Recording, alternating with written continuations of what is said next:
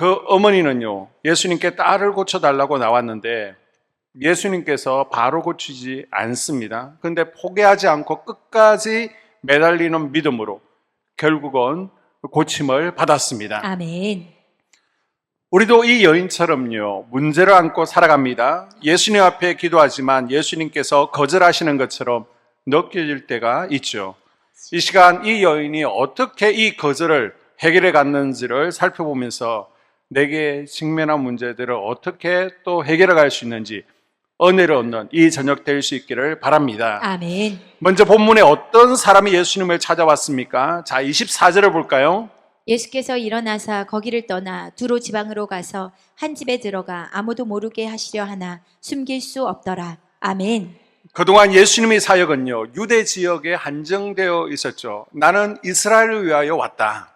이스라엘을 잃어버린 양들을 위해서 예수님께서 갈릴리와 예루살렘 유대 지역을 왔다 하시면서 사역을 감당하셨습니다. 근데 갑자기 가버나움에서 어디로 가세요? 두로 지방으로.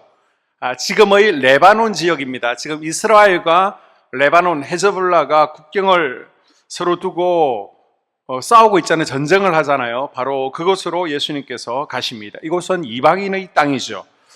여기서 한 가나안 여인을 만나게 됩니다.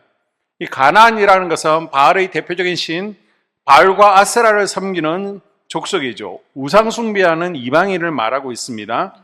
더 구체적으로는요, 수로보니게의 족속이라고 합니다. 26절. 그 여자는 헬라인이에요. 수로보니게의 족속이라. 이 헬라인이라는 말은요, 그리스의 다신 종교, 즉 우상 숭배의 전통을 가지고 있다는 말입니다. 그리고 수로보니게 족속은요, 수로, 시리아입니다. 그리고 보니게는 페니키아입니다. 시리아의 페니키아 출신이라는 겁니다. 특별히 페니키아 하면 누가 생각납니까? 아합의 아내였던 이세벨이 고향이기도 하죠. 결론적으로 오늘 본문의 이 여인은요, 잡다한 우상과 이방 문화의 환경 속에 살았던 가난한 여자라는 것입니다. 하나님에 대한 정보를 듣기 힘들었던 사람입니다. 그런데 그 이방 땅에 사는 수로보니게 여인이 예수님의 능력에 대한 소문을 듣습니다. 그리고 그 딸을 위해서요, 예수님 앞에 찾아 나와서 소리 지르는 겁니다. 기도하고 있는 겁니다. 자, 예수님을 찾아온 이 여인은 어떤 문제를 가지고 나왔다고요? 다시 25절에 보게 되면 이에 더러운 귀신 들린 어린 딸을 둔 한 여자가 아멘. 딸이요, 귀신 들린 문제를 가지고 있습니다. 우리가 귀신 들렸다 하는데 귀신 들림이 무엇입니까? 프레드릭 에릭슨은요, 귀신 들림은 하나랄 것도 없죠. 프레드리티카스는 한두 마리, 두 마리 이상의 귀신들이 인간의 몸에 거주하면서 그 사람을 자기 마음대로 지배하는 것이라고 정의하고 있습니다. 대부분의 사람들은요, 어둠의 세력들이 우리의 생각과 감정, 인격, 태도, 습관 뒤에 숨어서 역사를 하고요, 또 표면적으로는 잘 드러나지 않습니다. 뒤에 숨어서 마치 성격이냐, 습관이냐, 인격이냐 잘 자기를 드러내지 않습니다. 그런데 우리 성도들은요, 기도를 통해서요, 성령의 통제와 지배를 받고 어둠의 세력들을 날마다 쫓아내고 아멘. 성령의 인도하심을 받고 있습니다. 아멘. 그런데 이 여자는 누구의 인도를 받는다는 거예요? 악한 영의 인도, 지배를 받고 있습니다. 그것이 표면적으로 완전히 드러나는 겁니다. 누가 봐도 야, 저 여자 귀신 들렸구나. 25절에서는 더러운 귀신 들렸다라고 그러는데 같은 내용을 좀 더 자세히 전하고 있는 마태복음 15장 22절에 보게 되면요, 흉악히 귀신 들렸다라고 합니다. 이 흉악히는요, 카코스입니다. 위험할 만큼 해로운이라는 뜻을 가지고 있습니다. 상태가 굉장히 심각해서 지금 이 여자에게 여러모로 해롭다는 겁니다. 위험한 상태라는 것입니다. 자, 사랑하는 딸이 귀신에게 사로잡혀서 결과적으로요, 질병이 심각합니다. 미친 사람처럼 행동한다고 상상해 보십시오. 그 엄마의 심정이 어떻겠습니까? 야, 이 아이의 장래는 어떻게 될 것인가? 앞으로 사람 구실은 제대로 할 수 있을까? 내가 죽고 나면 얘는 어떻게 먹고 살 것인가? 감당기 어려운 기가 막힌 심정일 것입니다. 현재 내 상황, 우리 자녀의 상황이요, 이 가난한 여인처럼 흉악한 귀신들과 같은 상황에 놓여 있을 수가 있습니다. 아버지. 그것이 질병의 문제일 수도 있겠죠. 또 사춘기를 흉악하게 보내고 있는 우리 청소년들도 있을 것입니다. 공부를 또 흉악하게 싫어할 수도 있습니다. 가정에 이제 출가를 시켜놨더니 가정에 또 부부간에 또 자식과의 문제에서 문제가 있을 수도 있습니다. 예배 생활을 흉악하게 싫어할 수도 있습니다. 그런데 우리 중고등부 같은 경우에요, 수요 예배 또 금요 예배 빠지지 않고 잘 참석하잖아요. 우리 고등부가 이렇게 참석하는 게 쉽지 않거든요. 또 예배 찬양팀으로 헌신해 주셔서 정말로 감사합니다. 아멘. 너무 기특해요. 아멘. 이 가나안 여인은요, 딸의 치료를 위해서 백방으로 노력을 다했을 것입니다. 여기가 유명하다, 저기 약이 유명하다, 저기 병원이 의원이 용하다라고 그러면 다 찾아다니면서 돈도 약도 많이 썼을 것입니다. 그런데 지금 아무 소용이 없죠. 이제 지칠 대로 지친 상태입니다. 여러분도 마찬가지입니다. 가정의 문제로, 자녀의 문제로 백방으로 노력해 봤지만은 해결되지 않아서 지쳐 있을 수 있습니다. 자, 이때 이 여인은요, 어떻게 합니까? 25절에 보게 되면요, 예수님께 이 문제를 가지고 나오죠. 아멘. 25절 다시. 이에 더러운 귀신 들린 어린 딸을 둔 한 여자가 예수의 소문을 듣고 와서 그 발 아래에 엎드리니. 아멘. 예수님 발 앞에 엎드렸습니다. 아버지. 이 엎드린다는 것은요, 프로스피토라고 하는데 예배한다라는 의미를 가지고 있습니다. 아멘.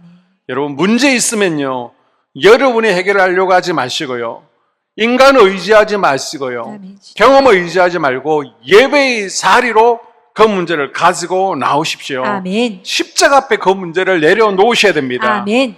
우리가 언제든지, 우리가 무슨 문제든지 가지고 나와도 우리 주님께서 해결해 주실 줄로 믿으십시오. 아멘.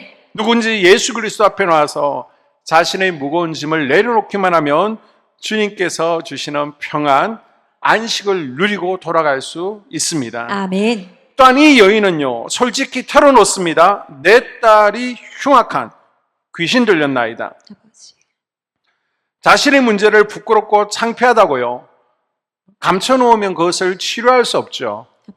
우리 여자분들이 창피하다고요, 산부인과 가지 않으면 어떻게 아이를 낳을 수 있습니까? 또 질병을 더 크게 키울 수가 있습니다. 믿음의 사람들은요, 하나님께 솔직히 나와서 그 문제들을 내어놓을 수 있어야 됩니다. 아멘. 이 이방 여인은요, 예수님 앞에 나와서 솔직히 내어놓을 뿐만 아니라 어떻게 해요? 소리질러 기도하죠. 아멘. 자, 22절에 보게 되면 소리질러, 이거는 크라조입니다. 까마귀가 부러지져서 계속해서 울다가 목이 쉰 상태, 끈질기게 부러지는 상태를 크라조라고 합니다. 아니, 목사님, 하나님은 꼭 큰 소리로 기도해야만 응답하십니까? 아니에요. 작게 기도해도 응답하십니다. 근데 큰 소리는요, 그만큼 내가 그 문제에 있어서 지금 간절하다는 것입니다. 아멘. 절박함을 표현하는 겁니다. 아멘. 성경에 보게 되면요, 하나님의 응답의 불이 내린 곳에는 소리 내는 기도, 부르짖는 기도가 있었습니다. 아멘. 누가복음 18장에 보게 되면 여리고 맹인이요, 예수님 앞에 큰 소리로 부르짖을 때에 예수님께서 돌아보셨고요, 찾아오셔서 만져주시고 치유 역사를 경험했습니다. 아멘. 죄사함을 받았습니다. 아멘. 가버나움 맹인도 마찬가지입니다. 예수님 앞에 부르짖을 때에 고침 받았습니다. 아멘. 그리고 시편이나 출애굽기에 나타난 기도들은요, 다 카라의 기도, 짜크의 부르짖는 기도였습니다. 아멘. 하나님께서는요, 이 기도 소리를 통해서 얼마나 우리의 기도가 간절한지를 달아보시는 겁니다. 아멘. 네가 진짜 응답을 원해? 네가 진짜 응답을 원해? 그러면 너의 부르짖음이나 너희 땀방울이나 너희 눈물을 통해서 그 간절함을 보기를 원하신다는 것입니다. 아멘. 이 이방 여인이요, 자녀의 문제를 해결받기까지 어떤 어려움이 있었습니까? 문제를 해결받기까지 장벽에 부닥치게 되는데요, 그 장벽은 무엇이었습니까? 첫 번째 장벽은요, 침묵이라는 것이죠. 침묵. 자, 마태복음 15장 23절에 보게 되면요, 예수는 한 말씀도 대답하지 아니하시니 아멘. 자, 이 여인이요, 딸의 문제 때문에 너무나 절박합니다. 그래서 예수님 앞에 나왔습니다. 예수님을 만났어요. 드디어 엎드렸습니다. 근데 예수님의 반응이 싸늘합니다. 예수님이 한마디도 하지 않으십니다. 아버지. 5분이 지나도요, 10분이 지나도요, 예수님께서 말씀하지 않습니다. 그래, 제자들이 좀 너무 무안하잖아요. 그러니까 예수님 어떻게 좀 해보세요. 빨리 좀 고쳐서 돌려보내세요. 라고까지 합니다. 예수님께서는 지금까지 귀신을 쫓아내거나 병 고쳐주기를 원해서 온 사람들에게 침묵하신 적이 단 한 번도 없었습니다. 그런데 이 여인에 대해서는요, 유독 한 말씀도 하지 않습니다. 이 여인의 애타는 부르짖음에 예수님께서 철저하게 침묵하십니다. 아버지. 여러분, 자녀의 문제 때문에, 영적인 문제 때문에, 또 질병의 문제 때문에, 직장 문제나 여러 가지 인생의 문제 때문에 예수님 앞에 나와 부르짖잖아요. 그런데 하나님께서 이 예수님은 이때처럼 침묵하고 계십니까? 말씀하지 않습니까? 아버지. 그 침묵하신 것이 몇 달 되어지고요, 1년이 넘고요, 5년이 넘으셨습니까? 그래서 이제 더 이상 기도해도 소용없는 모양이다. 포기하고 싶습니까? 아버지. 금방 응답이 없을지라도 포기하지 마시기를 바랍니다. 아멘. 오늘 해결 안 되면요, 내일 기도하는 겁니다. 내일 해결 안 되면 또 일주일이 해결 안 되면 한 달, 문제가 해결될 때까지 아멘. 포기하지 아니하고 우리가 아멘. 크라죠. 카라, 짝, 부르짖어 기도하는 것입니다. 아멘. 엘리야가 갈멜산에서 기도할 때 금방 불이 응답되어지는 그런 응답이 있는 것처럼 우리가 기도할 때 금방 응답되는 경우도 있습니다. 아버지. 그런데 때로는요, 오랜 시간이 걸릴 경우도 있더라는 것입니다. 아버지. 왜요? 하나님께서 우리에게 인내를 요구하시는 것입니다. 아멘. 때로는 흉악한 상황을 통해서 기도의 자리로 나오기를 원하십니다. 아멘. 때로는 성도들이 기도응답을 받아들일 만큼 성숙을 요구하기도 합니다. 아멘.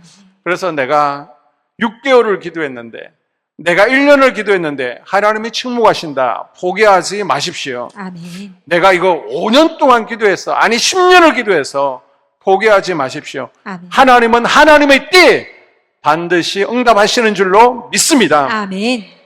믿음의 사람들은요, 침묵의 장벽을 넘었습니다. 아버지. 이 침묵의 병을 무너뜨리기 위해서는요, 눈물병이 차야 돼요. 아멘. 시편 56편 8절에 나의 눈물을 주의 병에 담으소서. 아멘. 우리의 기도가 응답되지 않는 이유가 무엇입니까? 아직 기도의 눈물병이 덜 찼다는 것이죠. 그래서 우리가 많이 울어야 됩니다. 아멘. 하나님은요, 당신의 자녀들이 우는 소리에 가슴 아파하시고 그 기도를 눈물병에 담아주십니다. 아멘. 눈물병이 다 살 때까지 아버지. 우리가 주님 앞에 포기하지 아니하고 아멘. 기도하는 기도자들이 될 수 있기를 바랍니다. 아멘. 자, 예수님께서 계속 침묵하시자 이 가난한 여인이요, 계속 소리를 지릅니다. 이때 드디어 예수님께서 한 말씀을 하셔요. 입을 여십니다. 자, 마태복음 15장 24절에 보게 되면 예수께서 대답하여 이르시되 나는 이스라엘 집에 잃어버린 양 외에는 다른 데로 보내심을 받지 아니하였노라 하시니. 아멘. 아멘. 나는 이스라엘 백성들 고치는데도 지금 바빠. 시간이 모자라. 너 같은 이방인 고쳐줄 시간이 없어. 아버지. 우리말로 문전박대를 당합니다. 아버지. 너는 지금 사육 대상이 아니라는 거예요. 너랑은 상종하지 않겠다는 것입니다. 아버지. 예수님께서 지금까지요, 믿음 없는 자 외에는 어떤 경우든지 어린아이든 노약자든 이방인이든 또 유대인이든 아침이든 저녁이든 남자든 여자든 병자들은 다 거절하지 않고 고쳐주셨습니다. 그것이 나병 환자였던 또 중풍병자였던 기머거리였던 맹인이었던 다 고쳐주셨습니다. 심지어 살린 자도 살려주셨잖아요. 그러면서 예수님께서 뭐라고 말씀하세요? 누구든지 목마른 자에게는 다 내게로 오라. 아멘. 내가 그 배에서 생수의 강을 내주리라. 아멘. 자, 보십시오. 예수님께서 누구든지 나에게 오라라고 그랬거든요. 그뿐만 아니라 예수님이요, 내가 온 것은 의인을 부르러 온 것이 아니라 죄인을 부르러 왔다라고 말씀하셨습니다. 아멘. 그런데 이 가난한 여인, 수로보니게 여인이 딱 와보니까요, 예수님께서 그동안 내뱉으신 말씀과 다른 겁니다. 맞지가 않아요. 지금 말 따로 행동 따로인 것 같습니다. 아버지. 자, 9장 후에 보게 되면 마가복음 9장에 보게 되면요. 변화산 아래에 귀신 들린 아이를 데리고 나온 한 아버지가 이야기가 나오고 있습니다. 아버지가 자기 아들의 정세를 보니까 막 간질 증상이 있죠. 거품을 보면서 새파래집니다. 물로도 뛰어들고 불로도 뛰어듭니다. 자해를 하고 자꾸 자살 충동을 느낍니다. 그 이유가 귀신에게 사로잡혔다라고 말하고 있습니다. 이 아버지도요, 이런 아들의 문제를 고침받기 위해서 예수님 앞에 나왔습니다. 그런데 예수님께서 이 아버지를 만났을 때 어떻게 하셨습니까? 문전박대한 것이 아니에요. 침묵한 것이 아니에요. 아이고, 얘가 언제부터 그랬어? 물으시고는요, 너무 쉽게 그 자리에서 귀신을 내어 쫓아 주셨습니다. 아멘. 고쳐 주셨습니다. 아버지. 지금 이 가나안 여인도요, 딸이 귀신 들려서 예수님 앞에 나왔고 엎드렸고요. 지금 이 아버지도요, 아들의 귀신 문제 때문에 고통당하고 예수님 앞에 나왔습니다. 그런데 예수님께서는요, 아버지가 요청할 때는 언제부터 그랬어? 바로 귀신을 쫓아내시고 고쳐주셨습니다. 그런데 가나안 여인이 요구할 때는요, 처음부터 침묵하시며 단호하게 거절하셨습니다. 왜 그랬을까요? 남자의 요구였고 여자의 요구 때문에 그랬을까요? 제가 이제 개척을 했을 때 외부에서 소문 듣고 축사 받으러 오시는 분들이 계셨습니다. 그럼 외부 분들은 축사 사역을 잘 해주지를 않았습니다. 왜요? 관리가 잘 되지 않기 때문입니다. 경험상. 그래서 그 자리에서는 또 금방 정세가 좋아지고요.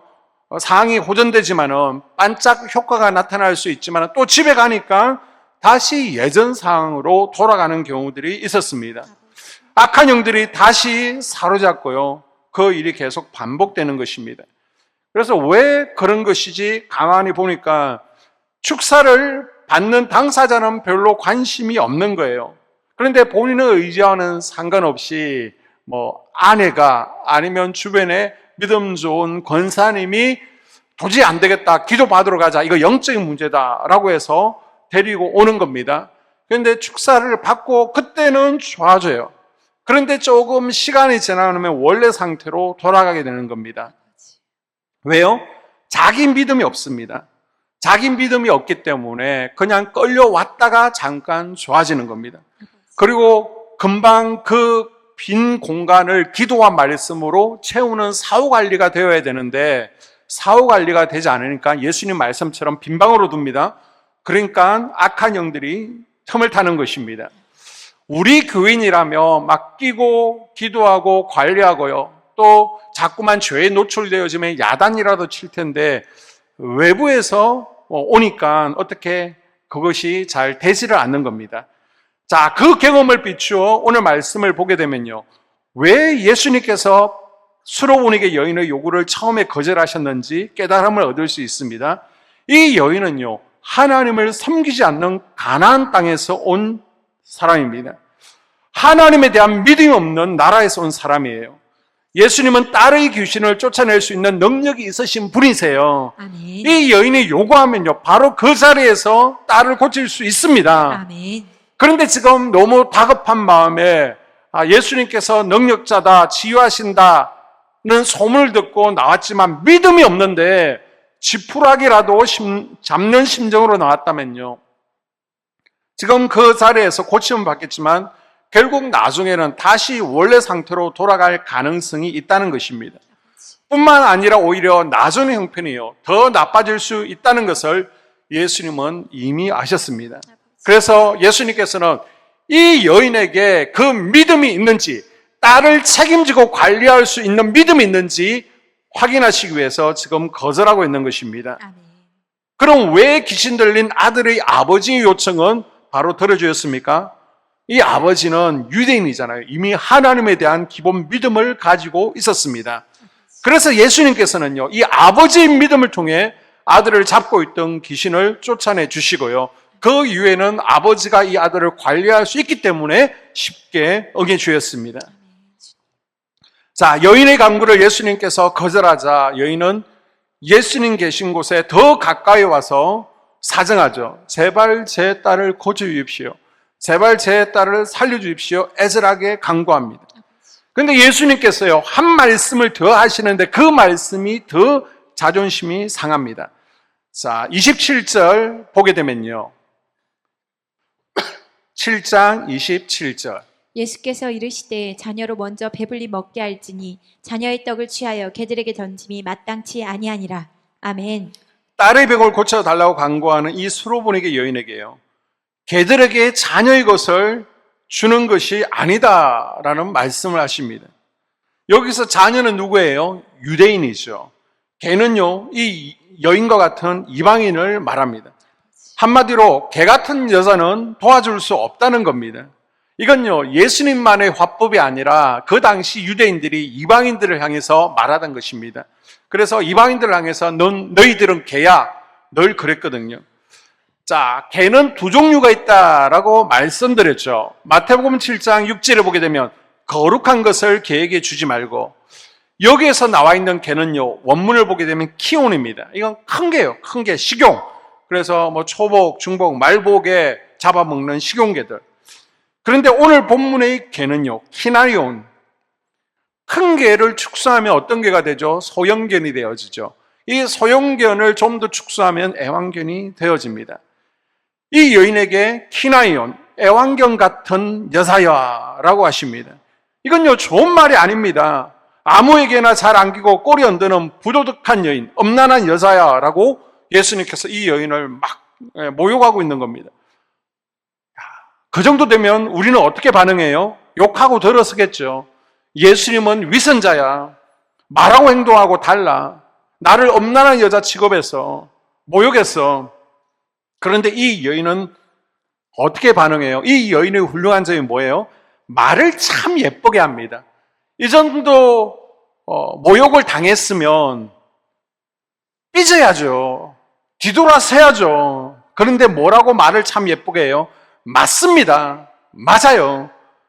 지금 자존심에 깊은 상처를 입었는데 화를 내지도 않고요. 예수님 말씀이 맞습니다. 맞고요.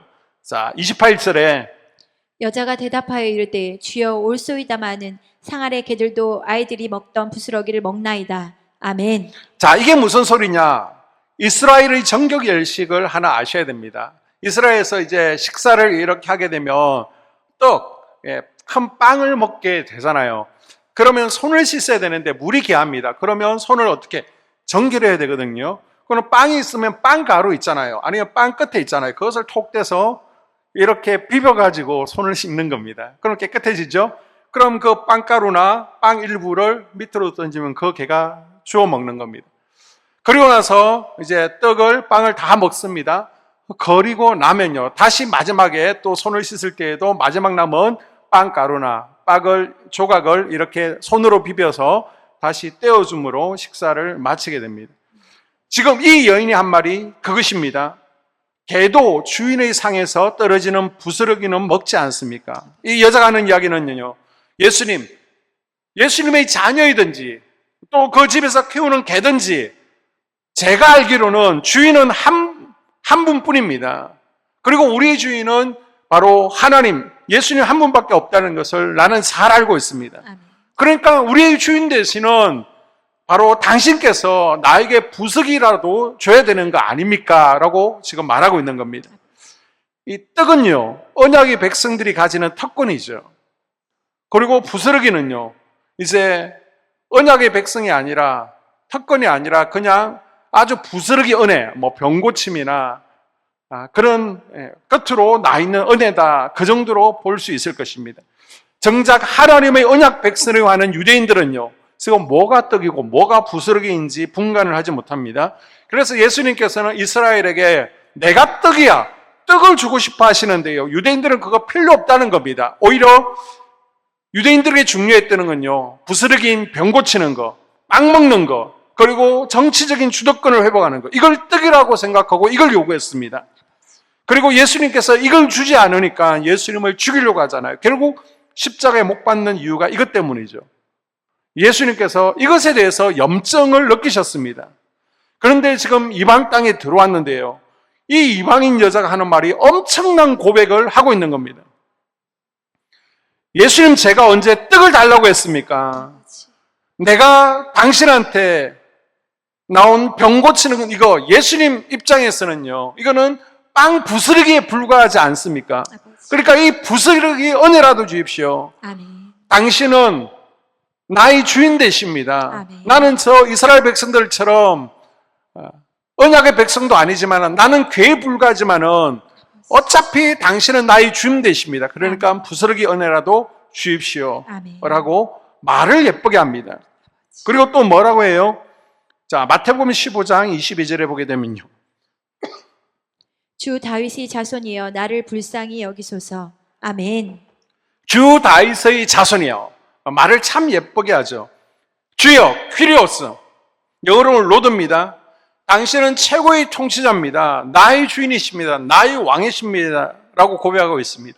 지금 나를 인격 모독을 하고 있습니다. 괴 취급을 하고 있습니다. 엄난한 여자 취급을 하고 있습니다. 그런데도 당신은 나의 주인이십니다. 아멘. 라고 고백하죠. 아멘. 그래서 마태복음에서 예수님을 키리오스, 주인으로 고백한 여자는 이 여자밖에 없다라고 신학자들이 해석하고 있습니다.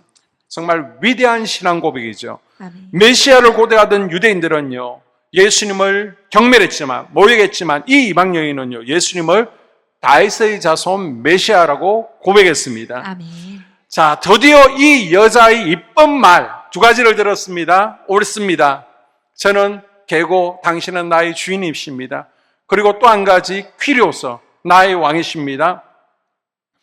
이 여인의 믿음을 확인하고 예수님께서 뭐라고 하십니까? 자, 마태복음 15장 28절에 보게 되면요. 이에 예수께서 대답하여 이르시되 여자여 내 믿음이 크도다. 내 소원대로 되리라 하시니 그때로부터 그의 딸이 나으니라. 아멘. 예수님의 싸늘한 거절, 그리고 나는 이스라엘 우리 양들이 최고야, 자기 백성에 대한 편애, 이방인에 대한 차별, 그리고 자기에 대한 인격 모독, 자존심 상한 이런 믿음의 테스트를요, 이 여인은 잘 이겨냈습니다. 그리고 나서 예수님께서는 이 여인에게 여자야 네 믿음이 크다. 떡도 가지고 부스러기도 가지고 너는 다 가질 자격이 돼.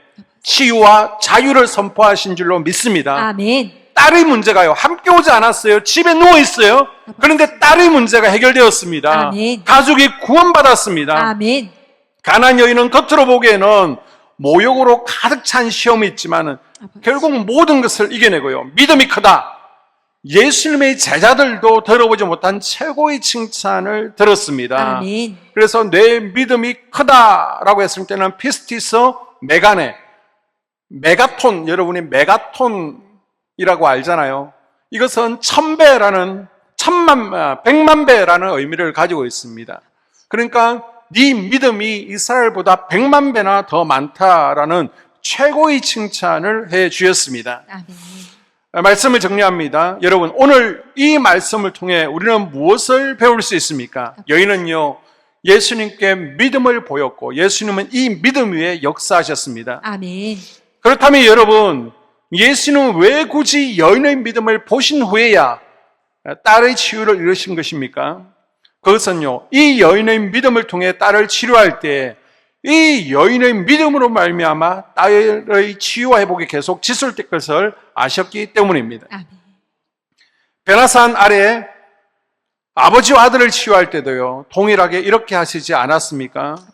귀신 들린 아들이 그 자리에 있었지만 그 아이에게 믿음을 묻지 않고요, 아버지의 믿음을 보고서 아이를 치료해 주셨습니다. 아멘. 이렇게 부모의 믿음을 근거로 치유할 때 그 아버지. 아이의 치유가 부모의 믿음으로 인해서 지속될 것을 아셨기 때문입니다. 아멘. 부모가 믿음이 없으면요, 금방 치유해줘도 다시 빈방이 되어지고 또 다시 질병으로 고통받는다는 겁니다. 아버지. 그러면 여러분, 우리가 수로보니게 여인의 이야기를 통해 배울 수 있는 치유의 영적 원리가 무엇이냐? 그것은 바로요, 믿음이 역사를 일으킨다는 겁니다. 아멘. 한번 따라볼까요? 믿음이 역사를 일으킵니다. 믿음이 역사를 일으킵니다. 아멘. 믿음이 역사를 일으키고요, 믿음이 또 하나님의 은혜를, 하나님의 이적과 치유를 계속해서 이어가는 것을 믿으시기를 바랍니다. 아멘. 우리의 믿음이요, 예수님의 능력을 이 시간, 이 공간 가운데 마음껏 풀어낼 수도 있고요, 아멘. 묶을 수도 있다는 것을 기억할 수 있기를 바랍니다. 아멘. 두 번째, 우리는 이 사건을 통해서 자녀들을 향한 부모님의 사랑을 발견할 수 있습니다. 예수님, 제 딸만 고쳐주시면요, 제게 무슨 욕을 해도 상관없습니다. 제 자존심을 다 버릴 수 있고요, 아버지. 인격 모독 다 참아낼 수 있습니다. 제발 딸만 고쳐주십시오. 아멘. 이건 아마 모든 부모들의 공통된 고백일 것입니다. 아버지. 여러분, 여러분의 자녀가 질병 때문에 고통당하고 있습니까? 아버지. 여러분의 자녀들의 가정들이 깨어져 가고 있습니까? 아니면 자녀가 속을 썩이고 있습니까? 하나님의 만지심이 필요합니까? 아멘. 그 자녀들 가정, 자녀를 위해서 내가 아무리 눈물 뿌리며 기도하는데 그 자녀들의 가정 가운데 자녀에게 변화가 일어나지 않습니까? 지금 뭘 하고 계십니까? 집에 혼자서 울지 마십시오. 뭐 그렇다고 답답하다고 하나님께서 응답하지 않는다고 봉투 만들어서 뭐 기도 예언기도 받으러 그러시면 안 됩니다. 예배의 자리에 나오셔서 하나님 앞에 우십시오. 아멘. 동네 아줌마들 붙들고 하소연하지 마십시오. 아멘. 예수님 앞에 나와 하소연하고 기도하면 되는 것입니다. 아멘. 예수님 앞에 나와 하소연하면 그게 기도가 되는 거예요. 아멘. 그게 사랑입니다. 그게 부모 역할이에요. 아멘. 딴 거 아닙니다. 우리 자녀의 가정을 위해서, 지키기 위해서, 우리 자녀들의 믿음을 흉악한 어둠의 세력들로부터, 우리 자녀들의 건강을 지키기 위해서 우리가 할 것은 무엇이냐? 예배의 자리에서 기도의 손을 드는 것입니다. 아멘. 그게 여러분이 유산 물려주는 것보다 더 큰 사랑인 줄로 믿습니다. 아멘. 이 여인은요, 괴 취급당하면서도 포기하지 않고 끝까지 매달렸습니다. 아버지. 우리가 이 여인을 기억하면서 우리에게 또 우리의 자녀들에게 어떤 문제가 있습니까? 포기하지 아니하고 매달면 하나님께서 반드시 우리의 믿음을 테스트하신 후에 응답하실 줄로 믿습니다. 아멘.